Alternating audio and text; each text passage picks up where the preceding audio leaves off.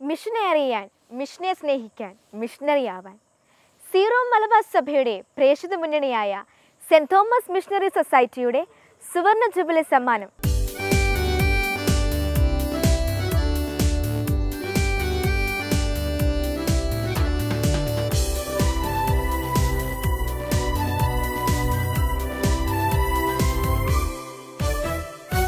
കൂട്ടുകാരൊപ്പം പാഠം പഠിക്കാം, പ്രേക്ഷിത പാതകളറിയാം. പ്രേക്ഷിത വയലിൽ വേലകൾ ചെയ്യാൻ നാഥനോടൊപ്പം പോകാം. ഭൂമിയിലെങ്ങും സാക്ഷികളാകാൻ അയക്കപ്പെട്ടവർ നാം. കടുകുമണി അപ്പോസ്തലോയ് ലവ് ദ മിഷൻ, കടുകുമണി അപ്പോസ്തലോയ് ലവ് ദ മിഷൻ, കടുകുമണി അപ്പോസ്തലോയ് ഫോർ ദ മിഷൻ.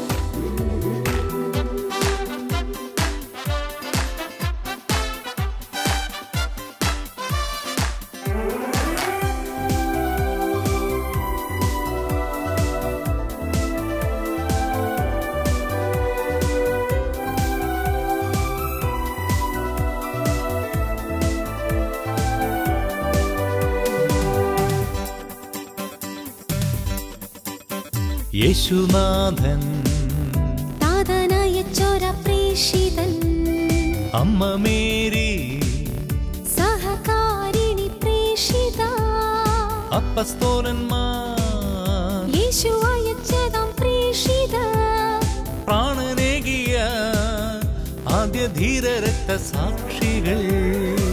പ്രേക്ഷിത വഴിയിൽ ചിന്തിണമൊഴുക്കി ഇന്നും അനേകം ധീര.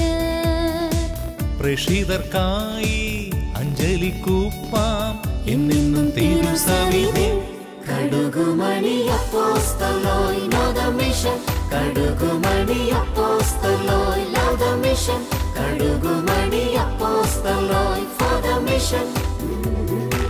കൂട്ടുകാരൊപ്പം പാഠം പഠിക്കാം, പ്രേക്ഷിത പാതകളറിയാം. പ്രേക്ഷിത വയലിൽ വേലകൾ ചെയ്യാൻ നാഥനോടൊപ്പം പോകാം. ഭൂമിയിലെങ്ങും സാക്ഷികളാകാൻ അയക്കപ്പെട്ടവർ നാം. കടുകുമണി അപ്പോസ്തലോയ് ലവ് ദ മിഷൻ, കടുകുമണി അപ്പോസ്തലോയ് ലവ് ദ മിഷൻ, കടുകുമണി അപ്പോസ്തലോയ് ഫോർ ദ മിഷൻ.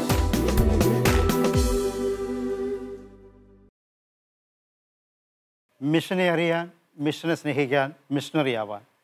ഒരിക്കൽ കൂടി എൻ്റെ പ്രിയ കൂട്ടുകാരെ, നിങ്ങൾക്കെല്ലാവർക്കും കടുകുമണി അപ്പസ്തലോയിലേക്ക് സ്വാഗതം. കഴിഞ്ഞ ഞായറാഴ്ച പള്ളിയിൽ പോയവർ ആരൊക്കെയാണ്? എല്ലാവരും പോയല്ലേ? നല്ല കാര്യം. വളരെ പ്രത്യേകമായിട്ടൊന്ന് പ്രാർത്ഥിക്കണമെന്ന് വികാരിച്ചും പറഞ്ഞായിരുന്നല്ലോ. ആർക്ക് വേണ്ടിയിട്ടാണ്? സകല മരിച്ചവർക്കും വേണ്ടി പ്രാർത്ഥിക്കണമെന്ന് അച്ഛൻ പള്ളിയിൽ പറഞ്ഞു. സകല മരിച്ചവർക്കും വേണ്ടി പ്രാർത്ഥിക്കണമെന്ന് പറഞ്ഞല്ലേ? അതായത് നമ്മുടെ പ്രിയപ്പെട്ടവർ, നമ്മുടെ പൂർവ്വപിതാക്കന്മാർ ആരെങ്കിലും മരിച്ചു പോയിട്ടുണ്ടെങ്കിൽ അവർക്ക് വേണ്ടി പ്രത്യേകമായിട്ട് പ്രാർത്ഥിക്കണമെന്ന് വികാരിച്ചും പറഞ്ഞല്ലേ? എന്നിട്ട് കിരൺ പ്രാർത്ഥിച്ചായിരുന്നോ?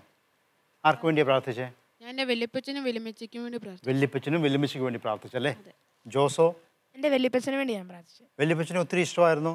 ആ, വല്യപ്പച്ചൻ എന്നെ ഒത്തിരി ഇഷ്ടമായിരുന്നു. എന്നെ സ്കൂളിലേക്കും പള്ളിയിലേക്കും കൊണ്ടുപോകുന്നതൊക്കെ വല്യപ്പച്ചനായിരുന്നു. പിന്നെ സന്ധ്യാസമയത്താണ് എന്നെ മടിയിലിരുത്തി കഥകളൊക്കെ പറയുമായിരുന്നു എപ്പോഴും. അപ്പോൾ വല്യപ്പച്ചനെ മിസ് ചെയ്യുന്നുണ്ടല്ലേ? അതൊക്കെയാണ് വല്യപ്പച്ചന്മാരുടെയും വല്യമ്മച്ചിമാരുടെയൊക്കെ നന്മ. അവരുടെ ഉള്ളിലുള്ള ആ ഈശോ, അവർ അനുഭവിച്ചറിഞ്ഞ ആ ഈശോയെ കൊച്ചുമകൾക്ക് കൊടുക്കാൻ ഒത്തിരി അധികം തീഷ്ണതയോടുകൂടി അവർ കഥയും കവിതയും പഴയ അനുഭവങ്ങളൊക്കെ പറഞ്ഞ് അവർ ഈശോയെ കൊച്ചുമകൾക്ക് കൊടുക്കാൻ എപ്പോഴും ഒരു താല്പര്യം കാണിച്ചിരുന്നു. ആരെങ്കിലും ഓർക്കുന്നുണ്ടോ വല്യപ്പച്ചൻ പറഞ്ഞ ഏതെങ്കിലും ഒരു കഥ? പലപ്പോഴും ഉണ്ടല്ലോ, അല്ലെങ്കിൽ വല്യമ്മച്ചി പറഞ്ഞൊരു കഥ. പലപ്പോഴും അവരുടെ ജീവിതത്തിലുണ്ടാകുന്ന ഒരു വലിയ അനുഭവം, അതെങ്ങനെയാണ് അവരുടെ വിശ്വാസം കൊണ്ട് അവർ നേരിട്ടത്, എങ്ങനെയാണ് ഈശോയുടെ സഹായം, മാതാവിൻ്റെ സഹായം അവരുടെ ജീവിതത്തിലുണ്ടായത് എന്ന് പലപ്പോഴും പല അനുഭവങ്ങൾ വഴി ഒരു പക്ഷേ അവർ നിങ്ങളോട് പറഞ്ഞിട്ടുണ്ടാവും. ആരെങ്കിലും അങ്ങനെ എന്തെങ്കിലും ഒരു സംഭവം ഓർക്കുന്നുണ്ടോ? സാർ, എൻ്റെ വല്യപ്പച്ചനോട് ഒരു കഥ പറഞ്ഞിട്ടുണ്ട്. എൻ്റെ വല്യപ്പച്ചൻ്റെ കഥയാണ്. അതായത് മോൻ്റെ വല്യപ്പച്ചൻ്റെ കഥ. വല്യപ്പച്ചൻ്റെ കഥ. ഒരിക്കൽ വല്യപ്പച്ചൻ പാലായിൽ നിന്ന് വയനാട്ടിലോട്ട് കുടിയേറി പാർത്തവരായിരുന്നു. അവർക്കന്ന് കുരുമുളകിന്റെ കൃഷിയായിരുന്നു. അപ്പം വർഷത്തിലൊന്നേ കുരുമുളകിന് ഫലം കിട്ടുള്ളൂ. അപ്പം അവരെ ഒരു വർഷത്തെ ഫലവുമായിട്ട് ഈ വയനാട് ചുരം ഇറങ്ങി വരുന്ന സമയത്ത് കുറെ കൊള്ളക്കാര് അവരെ ആക്രമിക്കാൻ തുടങ്ങി. അന്നേരം വല്യപ്പച്ചൻ ഈശോയെ വിളിച്ച് പ്രാർത്ഥിച്ചു. അതിനുശേഷം കൊള്ളക്കാരി ചോദിച്ചു ഈ ചാക്കിൻ്റെ അകത്ത് എന്താന്ന്. അന്നേരം വല്യപ്പച്ചൻ എന്തോ തോന്നി പറഞ്ഞു ഇതിനകത്ത് പയറാന്ന്. അപ്പോൾ ഈ കൊള്ളക്കാരെ ആക്രമിക്കാൻ വന്നപ്പോഴത്തേക്കും ഇതിനകത്ത് കുരുമുളകാണെന്നുള്ള കാര്യം മറച്ചു വെച്ച് എന്തോ ഇങ്ങനെ ആരോ തോന്നിപ്പിച്ചതുപോലെ ഇതിനകത്ത് നിറച്ച് പയറാണെന്ന് പറഞ്ഞു. പയറാന്ന് പറഞ്ഞു. എന്നിട്ട് കൊള്ളക്കാർക്ക് അത് വിശ്വാസം വന്നില്ല. അവര് ഒന്നും കൂടെ ചാക്ക് തുറന്നു നോക്കി. അത് നാച്ചുറൽ ആണല്ലോ. നമ്മൾ പയറാന്നൊക്കെ പറഞ്ഞു കഴിഞ്ഞാൽ അവർ സമ്മതിക്കണമെന്നില്ല. അവർ തുറന്നു നോക്കും. എന്നിട്ട് തുറന്നു നോക്കിയപ്പോൾ അതിനകത്ത് പയറായിരുന്നു. അത് കഴിഞ്ഞ് അവരത് ഉപേക്ഷിച്ചു പോയി. അത് കഴിഞ്ഞ് വല്യപ്പച്ചൻ കൂട്ടുകാരോട് ചോദിച്ചു നിങ്ങൾ പയറിന്റെ ആക്കാണ് എടുത്തു വെച്ചേ, കുരുമുളക് എടുത്തു വെച്ചില്ലേ എന്ന് ചോദിച്ചു. വല്യപ്പച്ചൻ സംശയം തീർക്കാനായിട്ട് ഒന്നും കൂടെ ചാക്ക് തുറന്നു നോക്കി. അന്നേരം അത് വീണ്ടും കുരുമുളകായി മാറി. അത് ഒരുപക്ഷെ ഈ കഥ കേൾക്കുമ്പോൾ നമുക്ക് തോന്നും ഓ ഇതൊക്കെ വല്യപ്പച്ചന്മാർ പറയുന്ന ഇങ്ങനെ ബെഡായിയാണെന്ന് തോന്നും. അങ്ങനെയൊന്നും വിശ്വസിക്കേണ്ട കാര്യമില്ല. കാരണം അവർക്കന്ന് വേറെ ഒരു വഴിയില്ല അല്ലേ. ഒരു വർഷത്തെ മുഴുവൻ അധ്വാനവുമായി 3-4 പേരൊക്കെ ഒന്നിച്ചായിരിക്കും ഇതൊക്കെ വിൽക്കാനായിട്ട് പോകുന്നത്. ആ ഒരു വർഷത്തെ അധ്വാനം കൊള്ളക്കാർ കൊണ്ടുപോയി എന്ന് പറഞ്ഞാൽ അവർക്ക് ചിന്തിക്കാൻ പറ്റില്ല. അപ്പോൾ അങ്ങനെയൊക്കെ ഒരു സാഹചര്യത്തിൽ അവർ ഒരു പക്ഷേ പ്രാർത്ഥിച്ചിരിക്കാം, തീർച്ചയായിട്ടും പ്രാർത്ഥിച്ചിട്ടുണ്ടാവാം. അപ്പോൾ കൊള്ളക്കാർ തുറന്നു നോക്കിയപ്പോൾ ചാക്ക് തുറന്നു നോക്കിയപ്പോൾ കുരുമുളകിന് പകരം ഒരു പക്ഷേ അവർക്കത് പയറുമണികളായിട്ട് തോന്നിയിരിക്കാം. അപ്പോൾ അത് കണ്ടിട്ട് അവർ ഉപേക്ഷിച്ച് പോയി. ഇങ്ങനെയുള്ള ഒത്തിരി കഥകൾ. ഇതിൽ നിന്ന് നമുക്ക് എന്താ മനസ്സിലാക്കേണ്ടത്? അവർക്കൊരു ദുരവസ്ഥയുണ്ടായി, അവർക്ക് സഹായം വേണ്ടി വന്നു, അവർ ദൈവത്തെ വിളിച്ചപേക്ഷിച്ചു, ദൈവസഹായം അവർക്ക് ലഭിച്ചു. അതാണ് ഏറ്റവും പ്രധാനപ്പെട്ട സംഗതി. മനസ്സിലായോ? പലപ്പോഴും ഇവർക്ക് ആശ്രയിക്കാൻ മറ്റൊന്നുമില്ല. അങ്ങനെയൊരു സാഹചര്യത്തിൽ ദൈവമല്ലാതെ പിന്നെ എന്താണ് അവരെ സഹായിക്കുന്നത് അല്ലേ? അപ്പോൾ ഇങ്ങനെയുള്ള കഥകൾ നിറം പഠിപ്പിച്ചതാണ് എങ്കിൽ കൂടിയും അതിനകത്ത് ഒത്തിരി സത്യം ഒളിഞ്ഞിരിപ്പുണ്ട്. മനസ്സിലായല്ലോ? മനസ്സിലായി. Very good. അതിരിക്കട്ടെ കൂട്ടുകാരെ, നമ്മുടെ വല്യപ്പച്ചന്മാരും വല്യമ്മച്ചിമാരും പ്രേക്ഷിതരായിരുന്നു എന്ന് പറഞ്ഞാൽ നിങ്ങൾ സമ്മതിക്കുമോ? ഇല്ല സാർ, അതെങ്ങനെയാ? അതിന് അവർ മിഷൻ പ്രദേശങ്ങളിൽ പോയിട്ടില്ലല്ലോ. ശരിയാണ്. മിഷണറി എന്ന് കേൾക്കുമ്പോൾ നമ്മൾ എപ്പോഴും ചിന്തിക്കുന്നത് മിഷൻ പ്രവർത്തനം ചെയ്യാൻ നമ്മൾ ഏതെങ്കിലും മിഷൻ പ്രദേശങ്ങളിൽ പോകണം അല്ലേ? ഈശോയെ അറിയാത്ത ഏതെങ്കിലും സ്ഥലത്ത് പോകണം. ഇവരും ആദ്യം മലബാറിലേക്ക് കുടിയേറിയപ്പോൾ ഈശോയെക്കുറിച്ച് അങ്ങനെ അവർ പോയ സ്ഥലങ്ങളുണ്ടല്ലോ, ഈശോയെക്കുറിച്ച് അങ്ങനെ ഒത്തിരി അറിവുള്ള സ്ഥലമായിരുന്നില്ല. കാടുകളും മേടുകളും ഒക്കെ ആയിരുന്നു. അവിടെ ചെന്നപ്പോൾ അവർ ആദ്യം ചെയ്തത് എന്താണെന്നറിയാമോ? അവർക്ക് നല്ല വീടുണ്ടാക്കുന്നതിന് മുമ്പേ അവർ കൊച്ചു ദേവാലയങ്ങൾ പണിതു. അവിടെ അവർ വിശുദ്ധ കുർബാനയും മറ്റു കൂദാശകളും സ്വീകരിക്കാൻ തുടങ്ങി, ഒന്നിച്ച് പ്രാർത്ഥിക്കാനായിട്ട് തുടങ്ങി. തുടർന്ന് അവർ വിദ്യാഭ്യാസ സ്ഥാപനങ്ങൾ തുടങ്ങി തൻ്റെ മക്കൾക്ക് വിദ്യ പകരാനായിട്ട്. അതോടൊപ്പം തന്നെ സൺഡേ സ്കൂൾസ്, വിശ്വാസ പരിശീലനത്തിനായിട്ട്. അപ്പോൾ ഇങ്ങനെയുള്ള സംഗതികളാണ് അവർ ആദ്യമായിട്ട് ചെയ്യുന്നത്. പലപ്പോഴും എൻ്റെ വല്യപ്പച്ചൻ പറഞ്ഞ് ഞാൻ ഒരിക്കലും ഓർക്കുന്നു, വിശുദ്ധ കുർബാനയിൽ പങ്കെടുക്കാനായിട്ട് 4 മണിക്ക് എണീക്കും. എന്നിട്ടിങ്ങനെ ചൂട്ട് കത്തിച്ച് അതും വീശി കാട്ടിലൂടെ ഏതാണ്ട് മണിക്കൂറുകളോളം നടക്കണം, എങ്കിലേ ദേവാലയത്തിലെത്താൻ പറ്റൂ. ദേവാലയമോ അത്യാവശ്യം സംവിധാനങ്ങളുള്ള ഒരു ചെറിയ കെട്ടിടം മാത്രമാണ്. പക്ഷേ എല്ലാവരും ഒരുമിച്ച് കൂടുന്നു, വിശുദ്ധ കുർബാന അർപ്പിക്കുന്നു, കൂദാശകൾ സ്വീകരിക്കുന്നു, കൊണ്ടുവന്ന പൊതിച്ചോറ് അവിടെ കഴിക്കുന്നു, സന്തോഷമായിട്ട് തിരിച്ചു പോകുന്നു. പിന്നെ ഒരാഴ്ച മുഴുവൻ അവർക്ക് കഠിനാധ്വാനമാണ്. പക്ഷേ ആ കഠിനാധ്വാനത്തിന് അവർക്ക് ശക്തി നൽകുന്ന ശക്തി കേന്ദ്രമാണ് ഈ ദേവാലയങ്ങൾ. അങ്ങനെ നോക്കുകയെ ദേവാലയങ്ങൾ, സ്കൂളുകൾ, വിശ്വാസ പരിശീലന കേന്ദ്രങ്ങൾ, തീർച്ചയായിട്ടും നമുക്ക് പറയത്തില്ലേ അവരും മിഷണറിമാരായിരുന്നു എന്ന്? പറയാം അല്ലേ? കാരണം അവരുടെ മക്കളെ വിശ്വാസത്തിലേക്ക് വളർത്താനായിട്ട് അത്രമാത്രം തീവ്രമായിട്ടാണ് അവർ എഫേർട്ട് എടുക്കുന്നത്. അവർക്കൊന്നുമില്ല. നിങ്ങൾ ആരെങ്കിലും ഇങ്ങനെയുള്ള കുടിയേറ്റ പ്രദേശങ്ങൾ സന്ദർശിച്ചിട്ടുണ്ടോ? ഇല്ല അല്ലേ? പക്ഷേ ഇന്നത്തെ കാലത്ത് ഇപ്പോൾ കുടിയേറ്റ പ്രദേശങ്ങൾക്ക് ചെന്നാൽ പോലും എല്ലാവർക്കും നല്ല വീടുകളായി, പള്ളികൾ വീണ്ടും മനോഹരങ്ങളായി, എല്ലാം ബ്യൂട്ടിഫുള്ളാണ്. പക്ഷേ നമ്മളൊരു 50-60 വർഷം പുറകോട്ട് പോകണം അന്നത്തെ ആ സിറ്റുവേഷൻ മനസ്സിലാക്കണമെങ്കിൽ. അത്രമാത്രം കഷ്ടപ്പാട്. ആ കഷ്ടപ്പാടെല്ലാം സഹിച്ച് അവർ ആ വിശ്വാസത്തെ സംരക്ഷിച്ചു. ഇനി അവർക്കുണ്ടായിരുന്ന ഒരു മെയിൻ പ്രശ്നം എന്തായിരുന്നു ചോദിച്ചാൽ, മെയിൻ പ്രശ്നങ്ങൾ ആക്ച്വലി കാട്ടുമൃഗങ്ങൾ. എന്ത് നട്ടാലും ഒന്നും കിട്ടില്ല. കാട്ടാന, കാട്ടുപന്നി, പുലി, അങ്ങനെ പല കാട്ടുമൃഗങ്ങൾ. പിന്നെ അസുഖങ്ങൾ, മലമ്പനിയായിരുന്നു പ്രധാന വില്ലൻ. പിന്നെ പട്ടിണി. പലപ്പോഴും എന്തൊക്കെ കൃഷി ചെയ്താലും ഒന്നും ഉണ്ടാകണമെന്നില്ല. ഒരു കടയിൽ പോയി മേടിക്കാമെന്ന് വെച്ചാൽ അതിനുള്ള കാശില്ല. അപ്പോൾ പട്ടിണി, പിന്നെ ഏകാന്തത. നമ്മുടെ ഈ പാല, തൊടുപുഴ, കോട്ടയം പ്രദേശങ്ങളിൽ നിന്നൊക്കെ പോയിട്ടുള്ളവർ വലിയ കുടുംബങ്ങളിൽ നിന്നാണ് കുടിയേറി പാർത്തത്. അപ്പോൾ അവരുടെ വീടുകളിൽ ഇഷ്ടംപോലെ ആൾക്കാരുണ്ട്. ചാച്ചൻ, അമ്മ, വെള്ളിച്ചാച്ചൻ, വെല്ലുമിച്ചി, ആൻറ്റിമാർ, അങ്കിൾമാർ, അങ്ങനെ വലിയ കുടുംബമാണ്. ആ കുടുംബത്തിൽ നിന്നാണ് ഒരു ചെറിയ കുടുംബം, മൂത്ത മകനും ഭാര്യയും മക്കളും. അവർ ഒരു കാട്ടിലേക്ക് താമസം മാറ്റുമ്പോൾ അവിടെ അവർക്ക് ബന്ധുക്കളില്ല, മിത്രങ്ങളില്ല. അടുത്ത വീടുകളൊക്കെ ഒരു പക്ഷേ 3-4 കിലോമീറ്റർ അകലെയാണ്. കടുത്ത ഏകാന്തത, ഇതൊക്കെയാണ് അവരെ അലട്ടിയിരുന്ന വലിയ പ്രശ്നങ്ങൾ. അപ്പോൾ കാട്ടുമൃഗങ്ങൾ, ഏകാന്തത, പട്ടിണി, രോഗങ്ങൾ, ഈ പ്രശ്നങ്ങളെല്ലാം വെച്ച് നിങ്ങളോട് ഞാനൊരു കഥാപ്രസംഗം ഒരുങ്ങാൻ പറഞ്ഞിരുന്നു അല്ലേ? ഒരുങ്ങിയോ? റെഡിയാണോ? റെഡി. നമുക്കൊന്ന് പ്രസൻറ്റ് ചെയ്താലോ? Very good. എന്നാൽ ഞങ്ങൾ റെഡിയാണ് നിങ്ങളുടെ കഥാപ്രസംഗം ആസ്വദിക്കാൻ. അപ്പോൾ ആരാ ആദ്യ കഥ പറയുന്നത്? ദിയാണല്ലേ? വെരി ഗുഡ്, എടുത്തോളൂ. നമസ്കാരം. പച്ച മനുഷ്യരുടെ നിഷ്കളങ്ക ഭാവങ്ങൾ തുടിച്ചു പൊങ്ങുന്ന നഗരത്തിന്റെ നാട്യങ്ങളൊന്നുമില്ലാത്ത സുന്ദരമായ ഒരു ഗ്രാമം.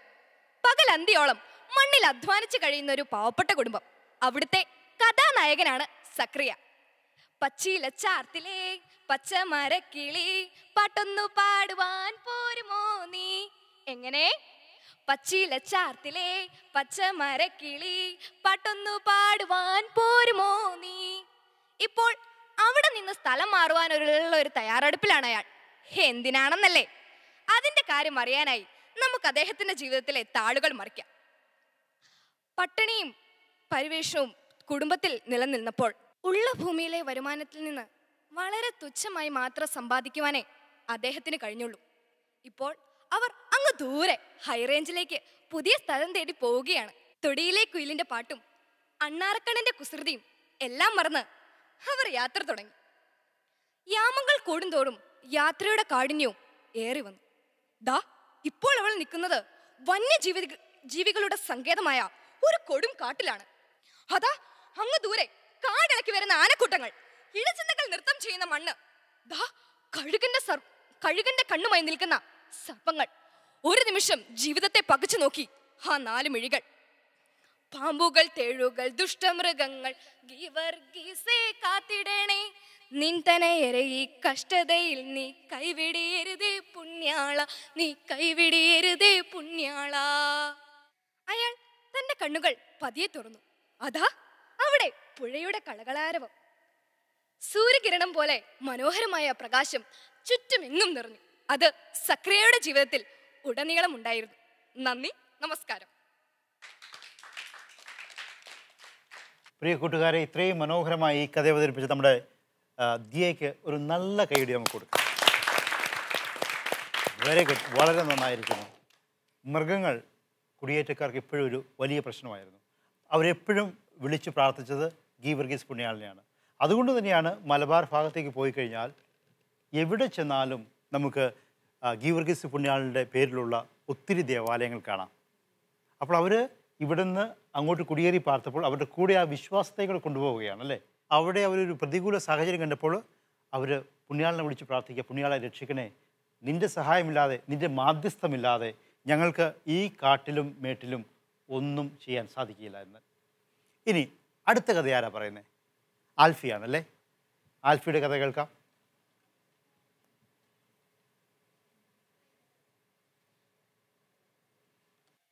നമസ്കാരം. പ്രകൃതി ഭംഗിയാർന്ന നാട്ടിൻ പുറത്തേക്കുള്ള ഇടവഴികൾ താണ്ടി നടക്കുമ്പോൾ കാണാം ദൂരെ ആകാശസീമയെ തൊട്ടുരുമി നിരനിരയായി നിൽക്കുന്ന ശൈലസാനികൾ. അസ്തമന സൂര്യന്റെ ചെങ്കതിരുകൾ വരച്ചിട്ട് ഒരു മനോഹര ചിത്രം പോലെ അതിന്റെ താഴ്വരയിൽ ഒരു കൊച്ചു ഗ്രാമം. കോടക്കാറ്റിൻ താളം തുള്ളി ചുണ്ടിൽ മൂളിപ്പാട്ടും പാടി നാണം കോണുങ്ങും എന്റെ ഗ്രാമം. ആരോ തൊടുത്ത മലരമ്പിൽ തൊടുത്തു നിൽക്കും പെണ്ണായി ഒരുങ്ങും എന്റെ ഗ്രാമം. കാമൻ തൊടുത്ത മലരമ്പിൽ തൊടുത്തു നിൽക്കും പെണ്ണായി ഒരുങ്ങും എന്റെ ഗ്രാമം. അതെ, നാഗരികതയുടെ ചാബല്യങ്ങൾ തൊട്ടു തീണ്ടാത്ത ഹരിത ഗ്രാമം.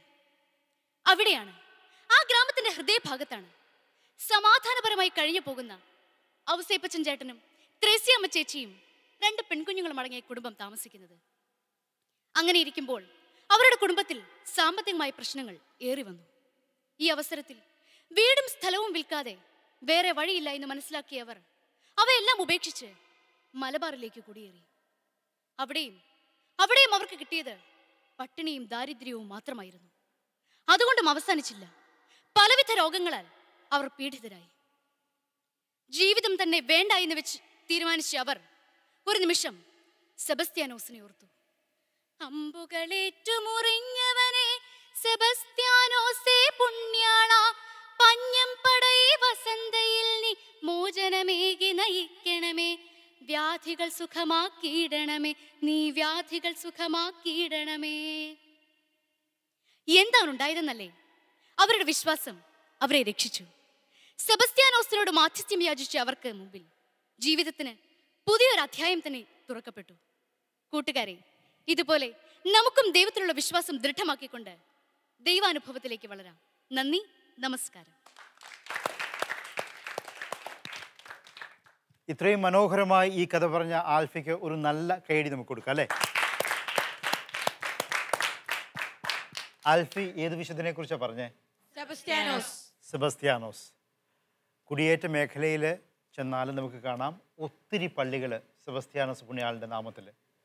കാരണം വേദനയിലും കഷ്ടപ്പാടിലും രോഗത്തിലും പട്ടിണിയിലും അവർക്ക് വിളിച്ചപേക്ഷിക്കാനുണ്ടായിരുന്ന ഒരു മാധ്യസ്ഥനായിരുന്നു സെബസ്ത്യാനോസ്. ആ മധ്യസ്ഥൻ്റെ സഹായം അപേക്ഷിച്ച അവർ എന്നും സുഖസമൃദ്ധിയിലേക്ക് വന്നു എന്നാണ് പല കാരണവന്മാരും പറഞ്ഞിരിക്കുക. അത്രമാത്രം വിശ്വാസമായിരുന്നു. അമ്പെഴുന്നള്ളിക്കുക, കഴുന്നെടുക്കുക എന്നൊക്കെയുള്ളത് കുടിയേറ്റ ജനതയെ സംബന്ധിച്ചിടത്തോളം ഒരു വലിയ കാര്യമാണ്. പെരുന്നാളിൻ്റെ അല്ലെങ്കിൽ നമ്മൾ ഇപ്പോൾ പറയുന്ന തിരുനാളിൻ്റെ അന്നൊക്കെ അവരൊക്കെ പറയുന്നത് പെരുന്നാളെന്നാണ്. അവർക്കൊരു വലിയ ദിവസമാണത്. ആ ദിവസങ്ങളിൽ അവർ ഒത്തിരി കിലോമീറ്ററുകൾ താണ്ടി വരും. എന്തിനാ? കഴുന്ന് എഴുന്നള്ളിക്കാൻ. അവരുടെ ജീവിതത്തിൽ അവർക്ക് കിട്ടിയ അനുഗ്രഹങ്ങൾക്ക് പുണ്യാളനോട് നന്ദി പറയാം. ഒരു കഥ കൂടി ബാക്കിയുണ്ട് അല്ലേ? നമ്മുടെ കുഞ്ഞു മരിയയുടെ. മരിയ വന്നോളൂ.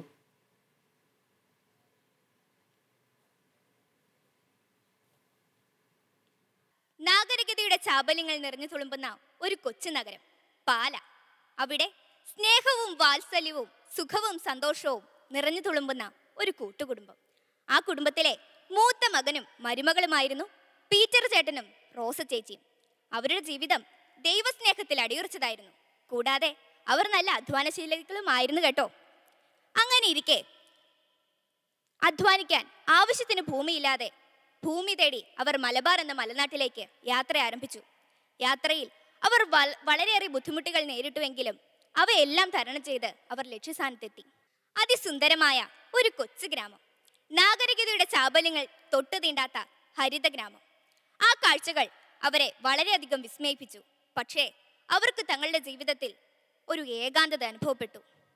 ആ ഏകാന്തത അവരെ വല്ലാതെ അലട്ടി. പീറ്റർ ചേട്ടനും റോസ ചേച്ചിയും കൃഷി ചെയ്യാനായി പോകുമ്പോൾ തൻ്റെ പൊന്നോമനകളായ മക്കളെ നോക്കുവാൻ ആരോരുമില്ല. ജീവിതത്തിലെ ഒറ്റപ്പെടലിലും ഏകാന്ത നിമിഷങ്ങളിലും അവർ തളരാതെ അവർ യൗസേപ്പിതാവിനെയും മാതാവിനെയും കൂട്ടുപിടിച്ച് തങ്ങളുടെ മക്കളെ അവരുടെ കരങ്ങളിൽ ഏൽപ്പിച്ച് ഇങ്ങനെ പ്രാർത്ഥിച്ചു. എങ്ങനെയാണെന്നല്ലേ? മാറിയൗസേപ്പേ മാതാവേ, ഈ ഭവനത്തെ കാത്തിടണേ, ഉണ്ണീശോയെ കാത്തതുപോൽ എൻ മക്കളെ നിങ്ങൾ കാത്തിടണേ, എൻ മക്കളെ നിങ്ങൾ കാത്തിടണേ. അങ്ങനെ ജീവിതത്തിലെ ഏകാന്തത മറന്ന് ദൈവസ്നേഹത്തിൽ അടിയുറച്ച് മണ്ണിനെ സ്നേഹിച്ച് മണ്ണിനെ അറിഞ്ഞ് അവർ സന്തുഷ്ടരായി ജീവിതം മുന്നോട്ട് നയിച്ചു. നന്ദി, നമസ്കാരം.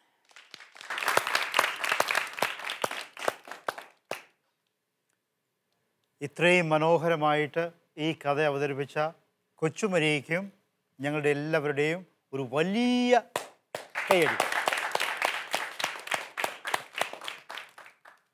ഇവിടെ ഏത് തീമാണ് നമ്മൾ പറഞ്ഞത്? ഏതായിരുന്നു നമ്മുടെ വിഷയം? ഏകാന്തത. ഏകാന്തതയിൽ എന്താ അവർ ചെയ്തത്? യൗസേപ്പിതാവിനോടും മാതാവിനോടും പ്രാർത്ഥിച്ചു. യൗസേപ്പിതാവിനോടും മാതാവിനോടും പ്രാർത്ഥിച്ചു അല്ലേ? എന്താ പ്രാർത്ഥിച്ചത്? യൗസേപ്പിതാവേ, മാതാവേ, ഉണ്ണീശോയെ കാത്തതുപോലെ ഞങ്ങളുടെ മക്കളെയും കാക്കണമേ എന്ന്. പലപ്പോഴും ഈ മാതാപിതാക്കളുണ്ടല്ലോ, അവർക്ക് ജോലി എടുക്കാതിരിക്കാൻ പറ്റില്ല. ജോലി എന്ന് പറഞ്ഞു കഴിഞ്ഞാൽ ടൈയൊക്കെ കെട്ടി AC റൂമിലിരുന്ന് ഓഫീസ് പണിയല്ല. വീട്ടിൽ മക്കളെ കിടത്തി 3-4 ഏക്കർ സ്ഥലമുണ്ട്, അതിൻ്റെ ഏതെങ്കിലും ഒരു മൂലയിൽ പോയി പണിയെടുക്കണം, അധ്വാനിക്കണം, അല്ലേ? ചെറിയൊരു വീടാണ്, മക്കളെ കൊണ്ടുപോകാൻ പറ്റില്ല, കൊച്ചു കുഞ്ഞുങ്ങളാണ്, വീട്ടിൽ മറ്റാരുമില്ല. അപ്പോൾ തൊട്ടിൽ കെട്ടി അവിടെ മക്കളെ ആക്കിയിട്ട് അവർ പണിയെടുക്കാൻ പോവുകയാണ്. പലപ്പോഴും അവർ ആഗ്രഹിക്കുകയും പ്രാർത്ഥിക്കുകയും ചെയ്യുന്നത്, എൻ്റെ ഈശോയെ, എൻ്റെ 2 കുഞ്ഞു മക്കൾ മാത്രമേ വീട്ടിലുള്ളൂ, അവർ ഒരുപക്ഷെ ഉറങ്ങുകയായിരിക്കും, ഈശോയെ കാത്തുകൊള്ളണമേ, യൗസപിതാവേ, മാതാവേ, ഉണ്ണീശോയെ അവരെ കാത്തുകൊള്ളണമേ, ഉണ്ണീശോയെ നീ അവരുടെ കൂടെ കളിക്കണമേ. ഇങ്ങനെയുള്ള കൊച്ചു കൊച്ചു പ്രാർത്ഥനകൾ മനസ്സിൽ ഉരുവിട്ടുകൊണ്ടാണ് ഇവർ അധ്വാനിക്കാനായിട്ട് പോകുന്നത്. പലപ്പോഴും തിരിച്ച് വീട്ടിലെത്തുമ്പോൾ ഒരുപക്ഷെ കുട്ടികൾക്ക് എന്തെങ്കിലും അപകടം പിടിഞ്ഞിട്ടുണ്ടാവാം, പെട്ടെന്ന് അവർക്ക് അസുഖം വന്നിട്ടുണ്ടെങ്കിൽ അത് അവർക്ക് ബുദ്ധിമുട്ടാണ്. പക്ഷേങ്കിലും അചഞ്ചലമായ വിശ്വാസം, ഞങ്ങൾക്ക് മറ്റാരുമില്ല, നിങ്ങളല്ലാതെ കാത്തുകൊള്ളണമേ. അങ്ങനെയെങ്കിൽ ഇവരൊക്കെ മിഷണറിമാരല്ലേ? അല്ലേ? ഇത്രമാത്രമൊക്കെ വിശ്വാസം നമുക്കുണ്ടോ? നോക്കിക്കേ, ഈ സാധാരണക്കാരായ മനുഷ്യർ എത്രമാത്രം തീവ്രമായിട്ടാണ് അവർ ദൈവത്തിൽ വിശ്വസിക്കുന്നത്. ഇനി ഒരു കാര്യം ചോദിച്ചോട്ടെ, നിങ്ങൾ പള്ളിയിൽ നമ്മുടെ വല്യപ്പച്ചന്മാരും വല്യമ്മച്ചിമാരൊക്കെ നിൽക്കുന്നത് കണ്ടിട്ടുണ്ടോ? ഉണ്ടല്ലേ? എത്രമാത്രം ഭക്തിയോടുകൂടിയ, കൈകൾ കൂപ്പി കണ്ണുകളടച്ച് പ്രാർത്ഥനാ നിർഭരരായിട്ടാണ് അവർ നിൽക്കുന്നത്, അല്ലേ? അത്രമാത്രം ആത്മാർത്ഥതയാണ് വിശുദ്ധ കുർബാനയോട്. വിശുദ്ധ കുർബാനയുടെ മുൻപിൽ വന്നാൽ എത്രമാത്രം സ്നേഹത്തോടു കൂടിയാണ് അവർ ആ വിശുദ്ധ കുർബാനയിൽ പങ്കെടുക്കുന്നത്. ഇതെല്ലാം നമ്മൾ കണ്ടു പഠിക്കേണ്ടതാണ്. ഇതെല്ലാം നമ്മൾ കണ്ടു പഠിക്കേണ്ട കാര്യമാണ്.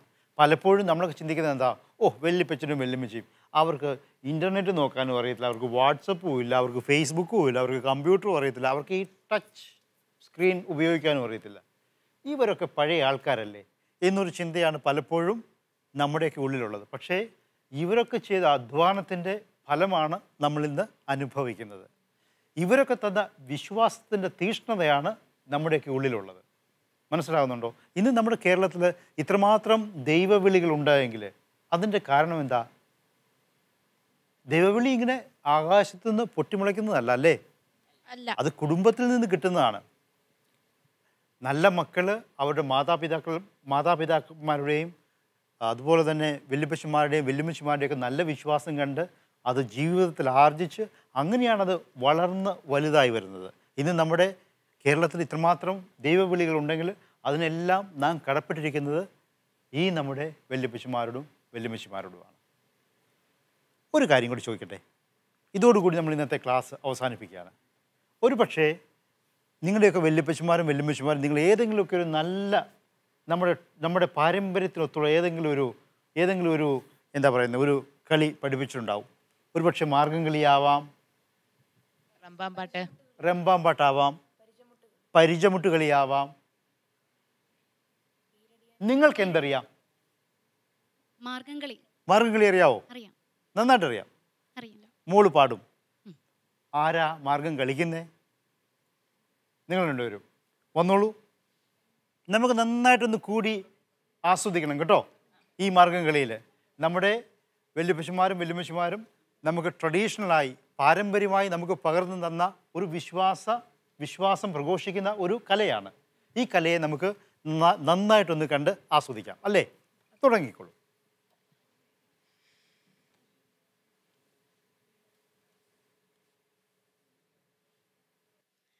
പന്തലിൽ തെരി പട്ടുടൻ പാണി പുടവ പവിഴമുത്തു മാലയും തിരെ അലങ്കരിച്ച പന്തലിൽ വന്നുതക വേണം മാർത്തോമൻ. തിരെ അലങ്കരിച്ച പന്തലിൽ വന്നെഴുന്തരുൾക മാർത്തോമൻ. തിരെ അലങ്കരിച്ച പന്തലിൽ വന്നരുൾ തരെ താകൃതി തത്താ തിമൃതത്തെ.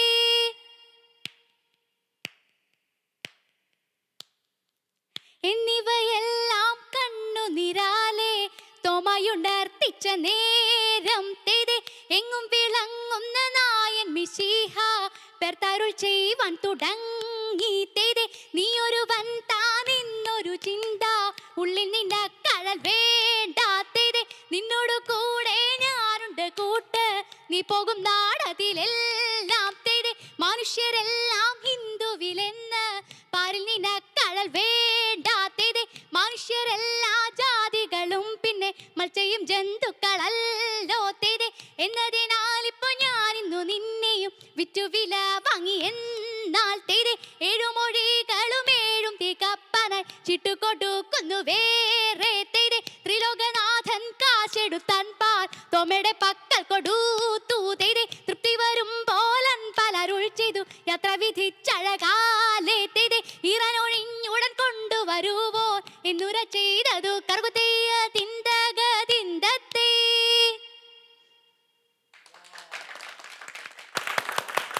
വണ്ടർഫുൾ, വളരെയധികം മനോഹരമായിരിക്കുന്നു. ഇതാണ് നമ്മുടെ വല്യപ്പച്ചമാരുടെയും വല്യമ്മച്ചമാരുടെയും തീഷ്ണത, വിശ്വാസം പകർന്നു കൊടുക്കാൻ. നോക്കുക, ഇത്രയും ചടുലമായ രീതിയിൽ ആടി പാടി കളിച്ചാണ് അവരുടെ വിശ്വാസം അവരുടെ ഇടയിൽ പ്രഘോഷിച്ചത്, അല്ലേ? തോമാസ് ലീഹ വന്നതും തോമാസ് ലീഹ അവർക്ക് വിശ്വാസം കൊടുത്തതും ആ പ്രേക്ഷിത ചൈതന്യം അതുപോലെ തന്നെ മുന്നോട്ട് കൊണ്ടുപോകാൻ അവരെത്ര ഭംഗിയായിട്ടാണ് ശ്രമിച്ചിരിക്കുന്നത്. പ്രിയ കൂട്ടുകാരെ, കടുകുമണി അപ്പസ്തലോയുടെ ഇന്നത്തെ ക്ലാസ് ഇവിടെ അവസാനിക്കുകയാണ്. ഈ ക്ലാസ്സിൽ പങ്കെടുത്ത എല്ലാവർക്കും നന്ദി. വളരെ പ്രത്യേകമായിട്ട് ഇന്ന് കഥ പറഞ്ഞ കുട്ടികൾ, ഇന്ന് മാർഗം കളിച്ച കുട്ടികൾ, ഒരു കാര്യം കൂടെ പറയാൻ ഞാൻ മറന്നുപോയി. ഇവർക്ക് എന്തോ ഒരു സമ്മാനം കിട്ടിയിട്ടുണ്ടല്ലേ മാർഗം കളിക്ക്? സ്റ്റേറ്റിൽ സെക്കൻഡ്. സ്റ്റേറ്റിൽ സെക്കൻഡ്. കേരള സംസ്ഥാനത്ത് നമ്മൾ സെക്കൻഡാണല്ലേ? വളരെ നന്നായിരിക്കുന്നു. Very good. ഒരിക്കൽ കൂടി എല്ലാവർക്കും നന്ദി. പ്രിയ കൂട്ടുകാരെ, കടുകുമണി അപ്പസ്തലോയുടെ ഇന്നത്തെ ഈ ക്ലാസ് ഇവിടെ അവസാനിക്കുകയാണ്. അടുത്തയാഴ്ച വീണ്ടും കാണുന്നതുവരെ എല്ലാവർക്കും നന്ദി, നമസ്കാരം.